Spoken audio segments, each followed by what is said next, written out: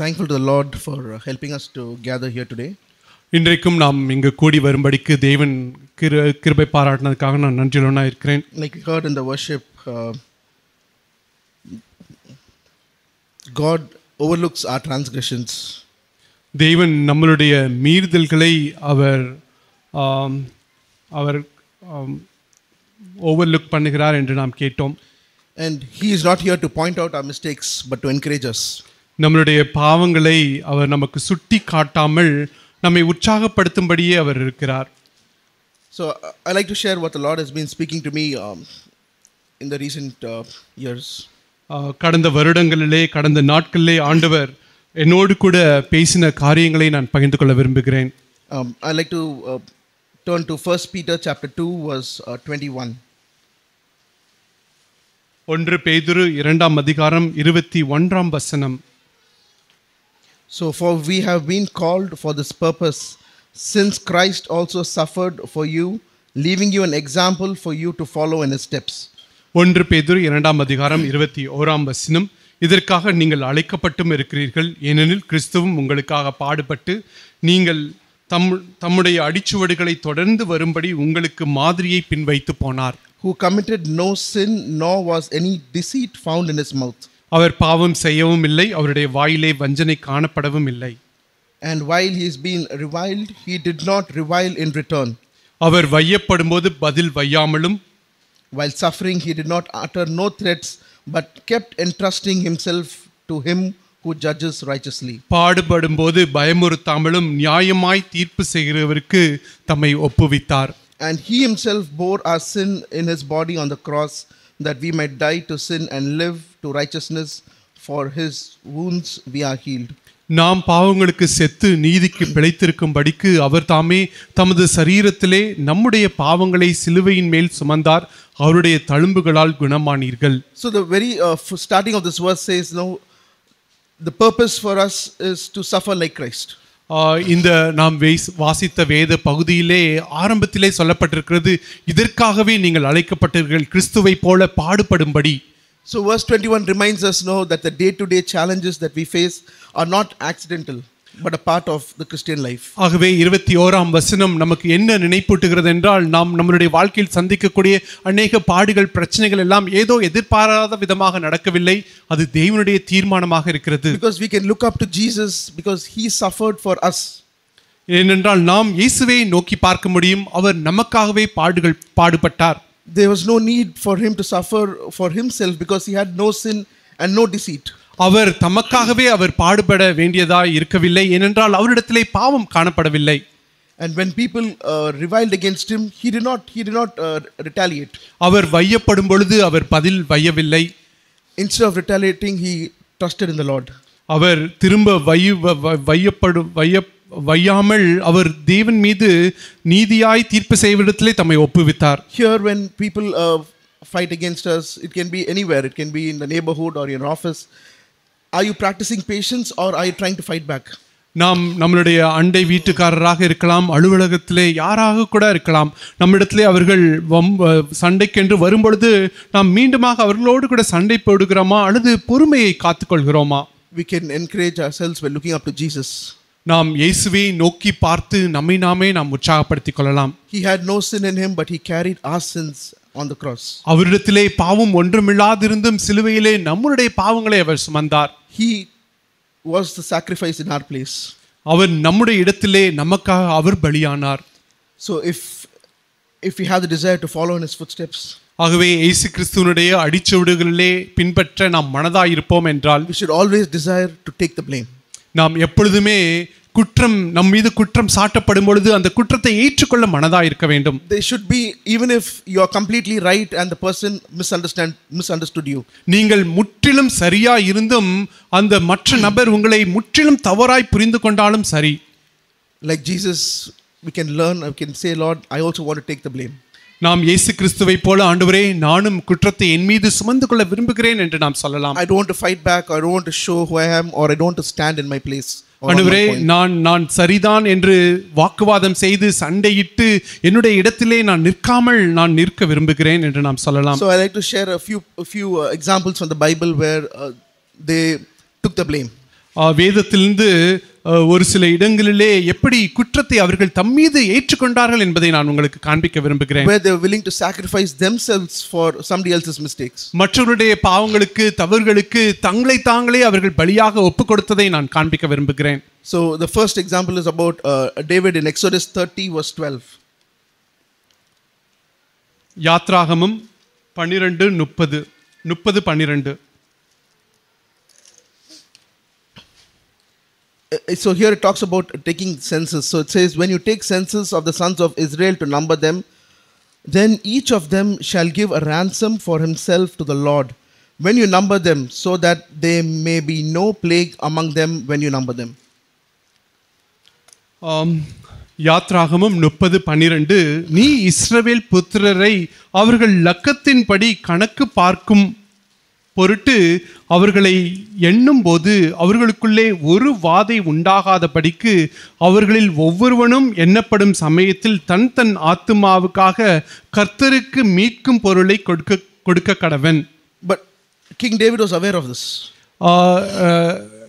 தாவீது ராஜா இதை நன்றாய் அறிந்திருந்தான். But we see in 1 Chronicles chapter 21, 1 நாளாகமம் 21ஆம் அதிகாரத்திலே வாசிப்போம் என்றால், then Satan stood up against Israel and moved David to number Israel.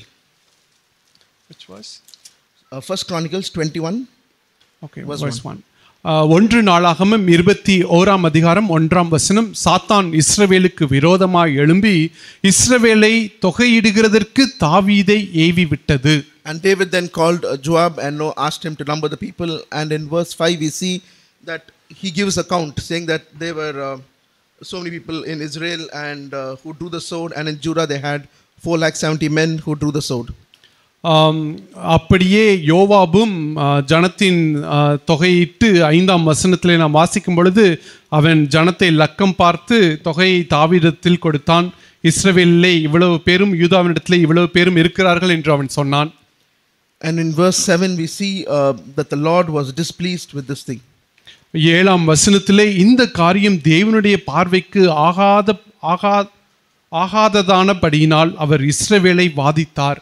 So the Lord sent a pestilence in verse 14 and 70,000 people fell that day. 14ஆம் வசனத்திலே ஆகையால் கர்த்தர் இஸ்ரவேலிலே கொள்ளை நோயை வரப்பண்ணினார், அதனால் இஸ்ரவேலில் 70,000 பேர் மடிந்தார்கள். And here we see the true heart of David. இங்கு தாவீதுனுடைய உண்மையான இருதயத்தை நாம் பார்க்கிறோம். In verse 20 in 21 chapter verse 17.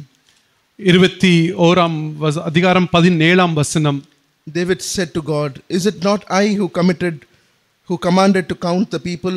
Instead, I am the one who had sinned and done very wickedly. But these sheep what have they done? O Lord my God, please let thy hand be against me and my father's house, but not against thy people, that they should be plagued. 17ஆம் வசனம், தாவீது தேவனை நோக்கி, ஜனத்தை என்ன சொன்னவன் நான் அல்லவோ? நான் தான் பாவம் செய்தேன், பொல்லாப்பு நடப்பித்தேன். இந்த ஆடுகள் என்ன செய்தது? என் தேவனாகிய கர்த்தாவே, வாதிக்கும்படி உம்முடைய கரம் உம்முடைய ஜனத்திற்கு விரோதமாயிராமல் எனக்கும் என் தகப்பன் வீட்டிற்கும் விரோதமாயிருப்பதாக என்றான். So then in the following verses we see that he was asked to buy a land, build an altar. அதற்கு பின் வரக்கூடிய வசனங்களிலே ஒரு இடத்தை வாங்கி பலிபீடத்தை கட்டும்படி அவன் சொல்லப்படுகிறான். And then you see in verse 21, the Lord commanded the angel and he put his sword back in his sheath. 21ஆம் வசனத்திலே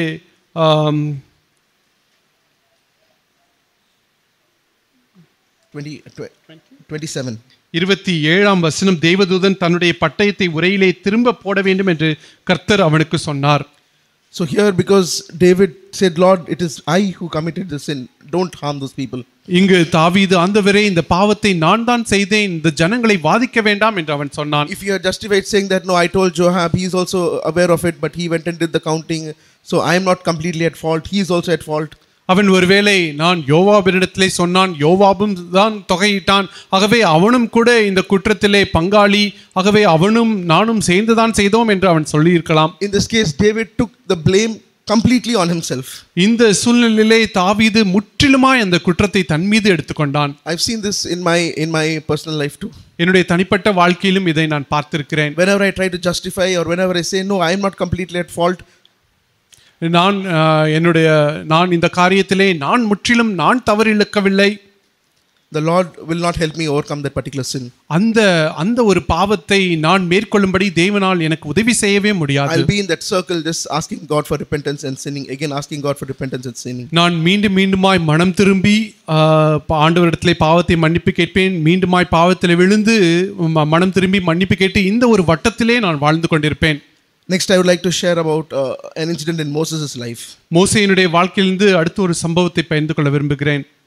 So we see in Exodus chapter 32 verse 1. யாத்ராகமம் 32ஆம் அதிகாரம் 1ஆம் வசனம்.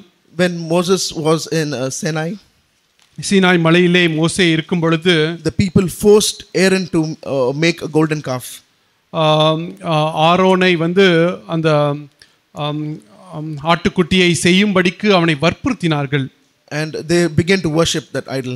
அந்த சிலையை அந்த விக்கிரகத்தை அவர்கள் வழிபடவும் ஆரம்பித்தார்கள். And then we see the Lord speaking to Moses when he was there on Mount Sinai. அந்த சீனாய் மலையிலே மோசே இருக்கும் பொழுது மோசேயினிடத்திலே தேவன் இவ்வாறாக பேசுகிறார். He tells that the people have rebelled and threatened and he wants to destroy them. அவர்கள் எனக்கு விரோதமாக அவர்கள் முரட்டாட்டம் செய்கிறார்கள், நான் அவர்களை அழிக்கப் போகிறேன் என்று ஆண்டவர் சொல்கிறார். And we see the true nature of Moses in verse 11. 11ஆம் வசனத்திலே மோசேயினுடைய ஒரு உண்மையான ஒரு ஸ்வபாவத்தை நாம் பார்க்கிறோம். He says Moses entreated the Lord his God and said, "O Lord, why thy in anger burn against thy people whom thou hast brought out from the land of Egypt with thy great power and with a mighty hand." கர்த்தாவே, தேவரீர் மகா பலத்தினாலும் வல்லமையுள்ள கையினாலும் எகிப்து தேசத்திலிருந்து புறப்பட பண்ணின உம்முடைய ஜனங்களுக்கு விரோதமாக உம்முடைய கோபம் பற்றி எறிவதென்ன? He is trying to add more points as if God does not remember. He says, why should the Egyptians speak, saying with an evil intent he brought them out to kill them in the mountains and to destroy them from the face of the earth. அவன் மீண்டுமாக இன்னும் கொஞ்சம் வார்த்தைகளை கூட்டி சேர்த்து ஏதோ தேவன் மறந்து போனது போல அவன் தேவனிடத்தில் இவ்வாறாக சொல்லுகிறான், மலைகளில் அவர்களை கொன்று போடவும் பூமியின் மேல் இராதபடிக்கு அவர்களை நிர்மூலமாக்கும் அவர்களுக்கு தீங்கு செய்யும் பொருட்டே அவர்களை புறப்பட பண்ணினார் என்று எகிப்தியர் சொல்லுவானேன். And then he says, Lord, turn thy burning anger and change thy mind from doing harm to thy people. உம்முடைய கோபத்தின் உக்கிரத்தை விட்டு திரும்பி உமது ஜனங்களுக்கு தீங்கு செய்யாதபடிக்கு அவர்கள் மேல் பரிதாபம் கொள்ளும். And he tries to add one more point saying that remember Abraham, Isaac and Israel, thy servants of whom thy swear by themselves that they didn't say to them, I will multiply your descendants as the stars of the heaven, and all this land of which I have spoken I will give to thy descendants and they shall inherit forever.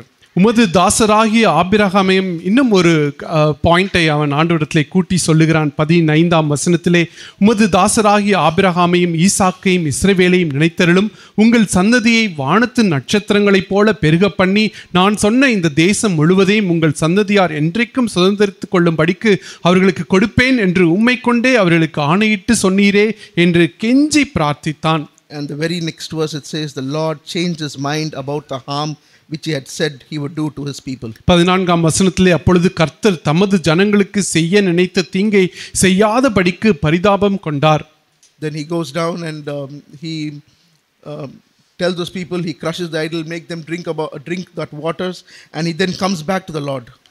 அவன் இப்பொழுது மலையை விட்டு இறங்கி போய் அவர்கள் ஒன்று பண்ணின கண்டுக்குட்டியை எல்லாம் அடித்து நொறுக்கி அதை தண்ணீரின் மேல் தூவி அவர்களை குடிக்க பண்ணி செய்து இப்பொழுது மீண்டுமாக அவன் தேவனிடத்திலே வருகிறான். And he's coming back to the Lord and asking him for forgiveness.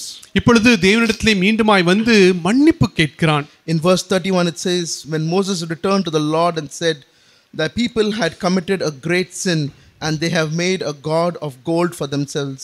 But now if thou will forgive their sins, and if not, please bolt me out from thy book which thou hast written. 31ஆம் வசனம் 32ஆம் வசனங்களிலே அப்படியே மோசே கர்த்தரிடத்திற்கு திரும்பி போய், ஐயோ, இந்த ஜனங்கள் பொன்னினால் தங்களுக்கு தெய்வங்களை உண்டாக்கி மகா பெரிய பாவம் செய்திருக்கிறார்கள். ஆகிலும் தேவரீர் அவர்கள் பாவத்தை மன்னித்தருளும், இல்லாவிட்டால் நீர் எழுதின உம்முடைய புஸ்தகத்திலிருந்து என் பேரை கிறுக்கி போடும் என்றார். Moses was not aware when the people were building that idol. அந்த விக்கிரகத்தை அவர்கள் செய்து கொண்டிருக்கும் பொழுது மோசே அதை குறித்து அறியாதிருந்தான். He just washed his hands and said, Lord, I didn't know, Lord, they were doing all this. அவன் தன்னுடைய கையை கழுவி, ஆண்டவரே அவர்கள் செய்ததை எல்லாம் நான் அறியேன் என்று அவன் சொல்லி இருக்கலாம். But instead we see his true heart where he was willing to sacrifice himself for those people's sins. ஆனால் அவனுடைய இருதயத்தை பார்ப்போம் என்றால் ஜனங்களுடைய பாவங்களுக்காக தன்னையே பலியாய் அவன் ஒப்புக்கொடுக்க ஆயத்தமாக இருக்கிறான். Where he was willing to take the blame completely and say, Lord, you can remove my name from the book of life. முற்றிலுமாய் குற்றத்தை தன் மீது எடுத்துக்கொண்டு, ஆண்டவரே அந்த புத்தகத்திலிருந்து என் பெயரை எடுத்து போடும் என்று அவன் சொல்லுகிறான். And that changed the Lord's heart. அது தேவனுடைய இருதயத்தை முற்றிலுமாய் மாற்றினது. Then we read about the life of Jesus. இயேசுவினுடைய வாழ்க்கையை குறித்து நாம் வாசிக்கிறோம். In Hebrews chapter 12 verse 2. எபிரேயர் 12ஆம் அதிகாரம் 2ஆம் வசனத்திலே it says, fixing our eyes on Jesus, the pioneer and perfecter of faith, who for the joy set before him endured the cross, scorning the shame, and sat down at the right hand of the throne of God. அவர் தமக்கு Hebrews 12:2. அவர் தமக்கு முன் எபிரேயர் 12:2 அவர் தமக்கு முன் வைத்திருந்த சந்தோஷத்தின் பொருட்டு அவமானத்தை எண்ணாமல் சிலுவையை சகித்து தேவனுடைய சிங்காசனத்தின் வலது பார்சத்தில் வீற்றிருக்கிறார். So I would like to emphasize a few words from this particular verse. இந்த வசனத்திலிருந்து ஒரு சில வரிகளை நான் வலியுறுத்தி சொல்ல விரும்புகிறேன். He said endured the cross. அவர் சிலுவையை சகித்தார்.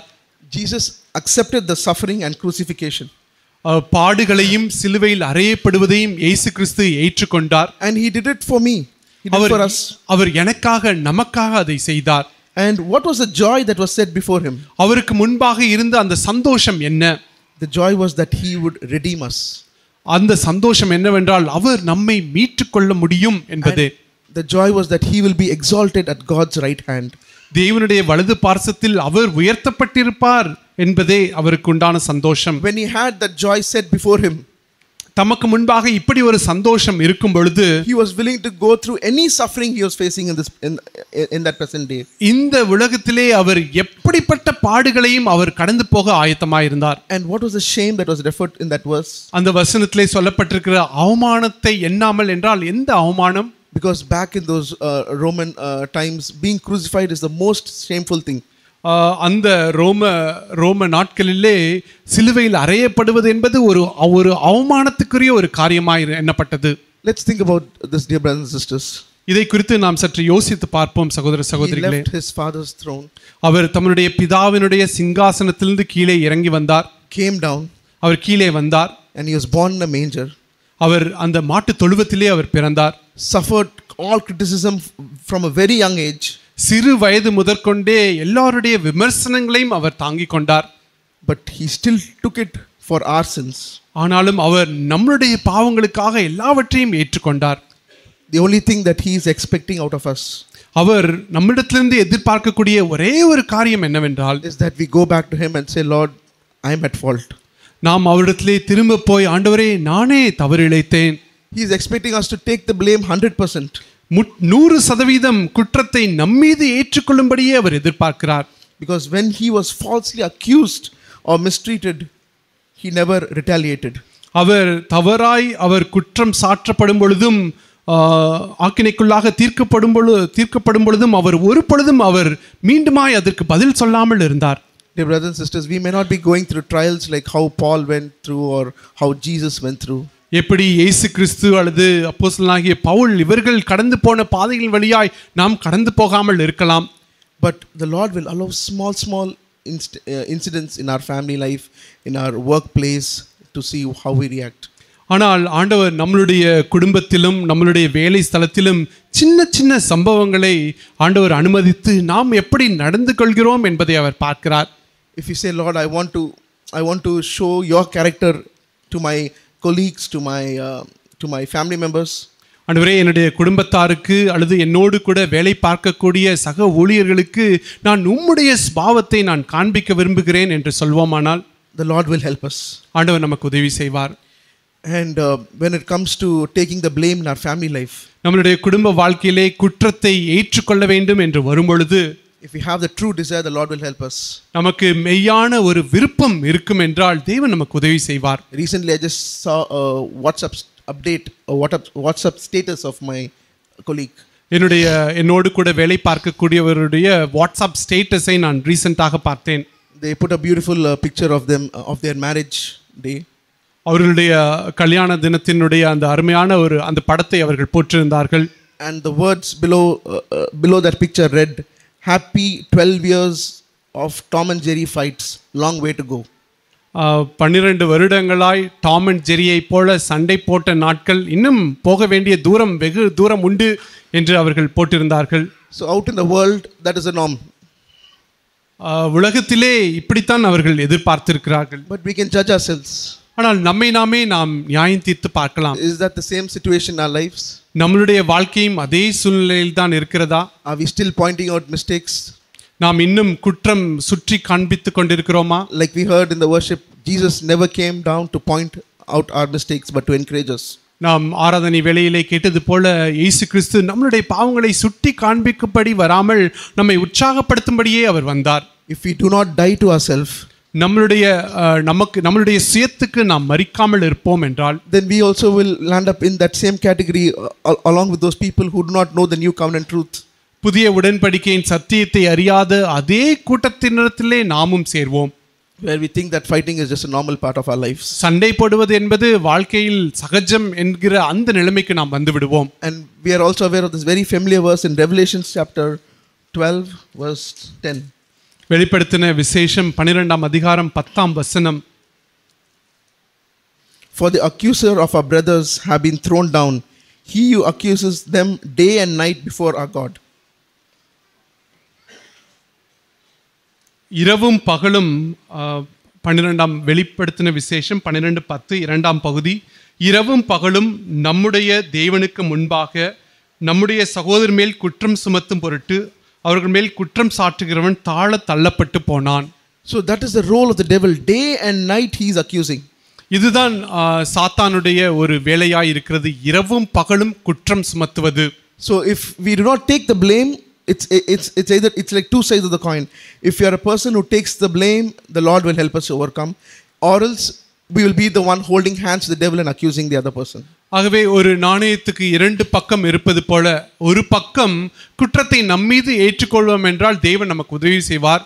நாம் குற்றத்தை ஏற்றுக்கொள்ளவில்லை என்றால் நாணயத்தின் இரண்டு மறுபக்கம் போல நாம் மற்றவர்கள் மீது குற்றம் சாட்டுவர்களாக இருப்போம். Never allow the devil to discourage you by telling you that the situation that you are going through is too hard for you to bear. சாத்தான் நம்மிடத்திலே இப்படியாக சொல்லி நம்மை அவன் வஞ்சிக்க முடியும். அதாவது நீ கடந்து போகக்கூடியதான இந்த சூழ்நிலை உன்னுடைய சக்திக்கு அப்பாற்பட்டது அப்படி என்று சொல்லி அவன் நம்மை வஞ்சிக்க முடியும். Never allow the devil to tell you that this situation is something that you cannot manage. நீ உன்னால் இந்த சூழ்நிலைகளை கையாள முடியாது என்று சொல்லி சாத்தான் உங்களை வஞ்சிக்க விடாதிருங்கள். That is a lie. அது ஒரு பொய். Because there is this verse that we have heard so many times in this church, Romans chapter 8 verse 28. ரோமர் 8:28 இந்த வசனத்தை இந்த சபையிலே நாம் அடிக்கடி கேட்டிருக்கிறோம். It says, for we know that those who love God, all things work together for good.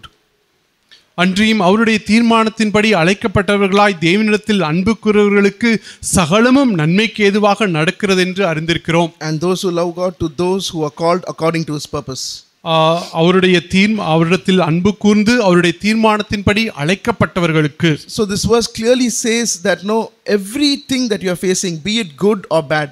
ஆகவே இந்த வசனத்தின்படி நாம் சந்திக்கக்கூடிய நல்ல காரியமோ அல்லது கெட்ட காரியமோ எந்த காரியமா இருந்தாலும் சரி, God has allowed it to accomplish his divine plan. அவருடைய தெய்வீக திட்டத்தை நம்முடைய வாழ்க்கையில் நிறைவேற்றும்படிக்கே தேவன் அந்த காரியங்களை அனுமதிக்கிறார். And for the good of those who are his. அவரிடத்தில் அன்பு கூறுவர்களுக்கு அவருக்கு நன்மைக்கு ஏதுவாகவே அவர் அனுமதிக்கிறார். So when I say that I am his, நான் அவருக்குரியவன் என்று நான் சொல்லும் பொழுது, that means I have a perfect relationship with the Father.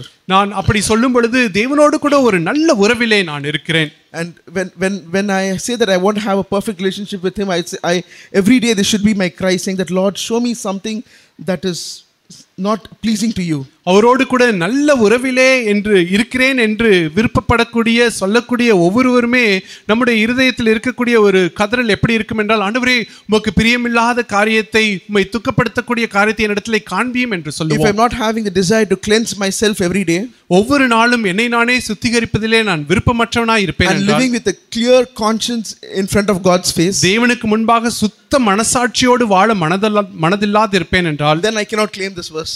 அப்படி இருக்கும் பொழுது நான் இந்த வசனத்தை எனக்கென்று நான் சுதந்திரித்துக் கொள்ள முடியாது. Few days back I heard a small message by Brother Zach. ஒரு சில நாட்களுக்கு முன்பாக ஜாக்கினுடைய ஒரு மெசேஜை நான் கேட்டேன். Actually it was yesterday night. நேற்று இரவிலே That God has already pre-planned our life. தேவன் ஏற்கனவே நம்மளுடைய வாழ்க்கையை அவர் திட்டம் பண்ணி வைத்திருக்கிறார். We cannot see what the future is.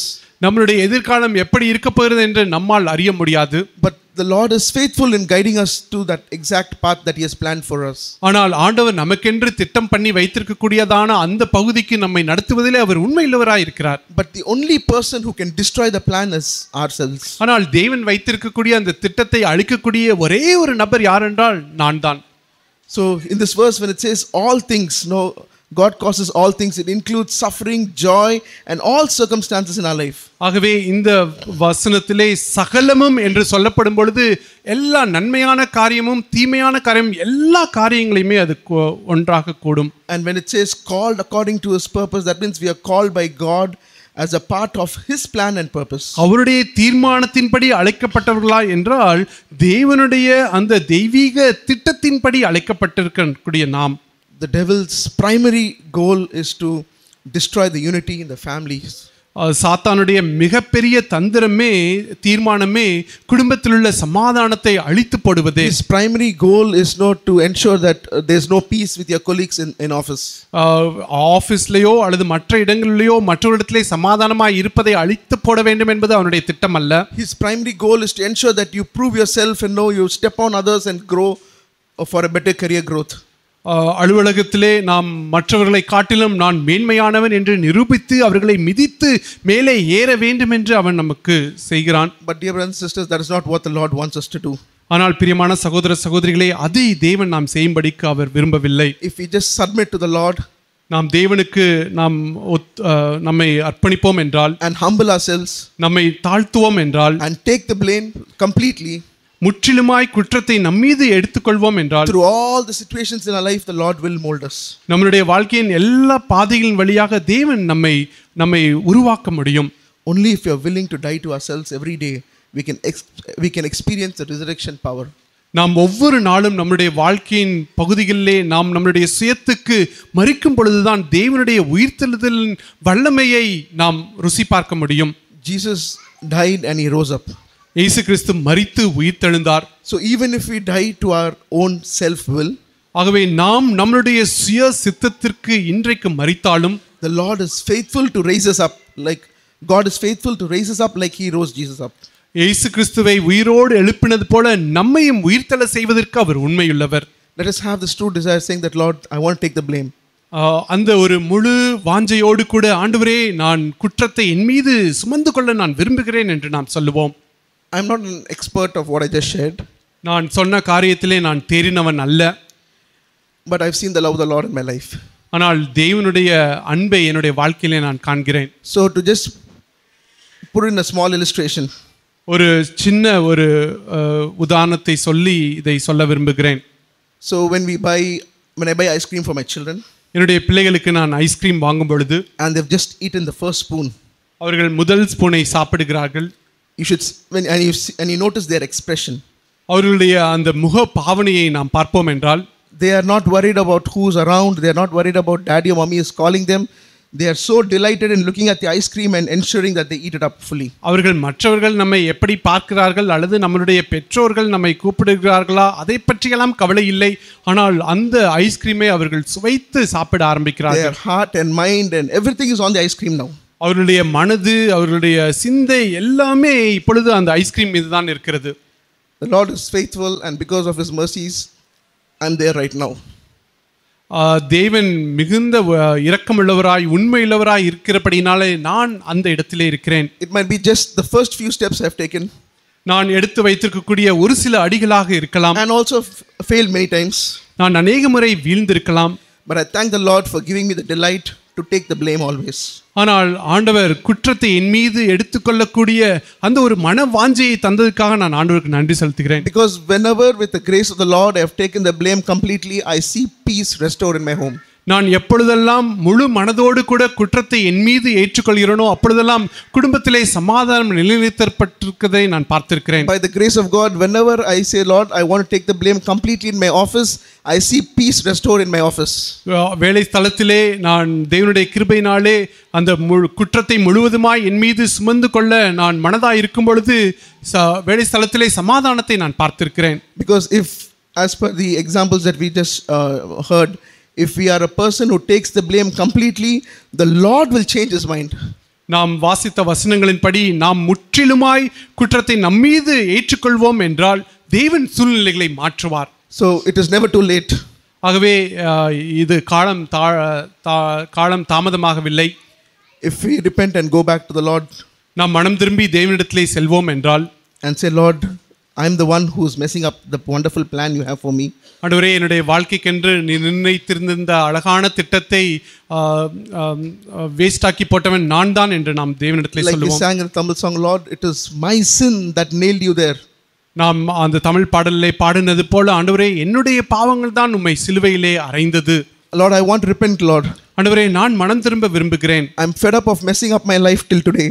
இன்றைக்கு வரைக்கும் என்னுடைய வாழ்க்கையை நான் குலைத்து போட்டதை குறித்து நான் நான் நான் மனம் மனம் மனம் திரும்புகிறேன் ஆண்டவரே. I have no hope looking at my life till now. ஆண்டவரே, என்னுடைய வாழ்க்கையை நான் பார்க்கும் பொழுது நம்பிக்கையே இல்லை. But I can look up to you, Lord. ஆனால் நான் உம்மை நோக்கி பார்க்க முடியும் ஆண்டவரே. Because you are eager to restore our lives. ஏனென்றால் எங்களுடைய வாழ்க்கையை சீர்பொருந்துவதற்கு நீர் விருப்பமுள்ளவராய் இருக்கிறீர். Help me, Lord, to humble myself and take the blame. ஆண்டவரே, நான் என்னை தாழ்த்தி குற்றத்தை ஏற்றுக்கொள்ள எனக்கு உதவி செய்யும். And like these children shared the memory verse from Romans 16 verse 20. ரோமர் 16:20 இருந்து இந்த சிறு குழந்தைகள் மனப்பாட வசனத்தை சொன்னது போல, God of peace will soon crush Satan under our feet. சமாதானத்தின் தேவன் தாமே சீக்கிரமாய் சாத்தானை உங்கள் காலின் கீழே நசுக்கி போடுவார். My prayer is, Lord, I want my children to see the unity between me and my wife. என்னுடைய ஜெபம் எல்லாம், ஆண்டவரே, என்னுடைய பிள்ளைகள் நானும் என் மனைவியும் நடந்து கொள்ள வேண்டிய விதத்தை அவர்கள் பார்க்க வேண்டும். I think that is all our desires. அதுதான் நம் எல்லோருடைய விருப்பமாய் இருக்கும். But when we think about in practical terms, like how can we live with our wife without arguing, without complaining, it might sound impossible. ஆனால் நான் ப்ராக்டிக்கலாக, ஆண்டவரே, நான் எப்படி சண்டை போடாமல், கணவன் மனைவி சண்டை போடாமல், வாக்குவாதம் செய்யாமல் எப்படி குடும்பம் நடத்துவது என்று யோசித்து பார்ப்பது என்று கூடாத ஒரு காரியத்தை போல தோணலாம். Or when we think like in this hectic environment in office where people are trying to trample each other and get a promotion and grow up the career, it is impossible to have peace with them. வேலை ஸ்தலத்திலே போட்டி போட்டுக்கொண்டு ஒருவரை ஒருவர் மிதித்து மேலே ஏற வேண்டும் என்று இருக்கக்கூடியவர்களுக்கு மத்தியிலே சமாதானமாக இருப்பது என்று கூடாத காரியத்தை போல் தோணலாம்.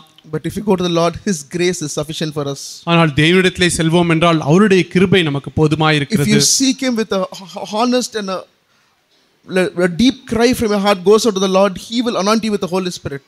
நாம் தேவனிடத்திலே நாம் முழு வாஞ்சையோடு முழு இருதயத்தோடு நம்முடைய இருதயத்தின் ஆழத்திலிருந்து ஒரு கதறுதல் போகும் என்றால் தேவன் நிச்சயமாக நமக்கு உதவி செய்வார்.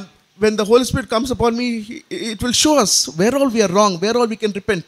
பரிசுத்த ஆவியானவர் நமக்குள்ளாக வரும் பொழுது நாம் எங்கெல்லாம் தவறாய் இருக்கிறோம், எங்கெல்லாம் மனம் திரும்பலாம் என்று அவர் நமக்கு காண்பிப்பார். Then taking the blame will become a habit. அப்படி வரும் பொழுது நாம் குற்றத்தை ஏற்றுக்கொள்வது என்பது ஒரு ஒரு ஒரு பழக்கமான ஒரு காரியமாய் மாறிவிடும். And you will never find time to accuse your spouse or accuse your colleague in office. நாம் வேலை ஸ்தலத்திலோ அல்லது வீட்டிலோ மற்றவர்களை நாம் குற்றம் சார்த்துவது என்பது நமக்கு ஒரு சாதாரண ஒரு கடினமான ஒரு காரியமாய் மாறிவிடும். And then the Lord will be on your side. The Lord will be on your side against the devil. சாத்தானுக்கு விரோதமாக தேவன் நம் பட்சமாய் இருந்து நமக்கு உதவி செய்வார். Amen. Amen.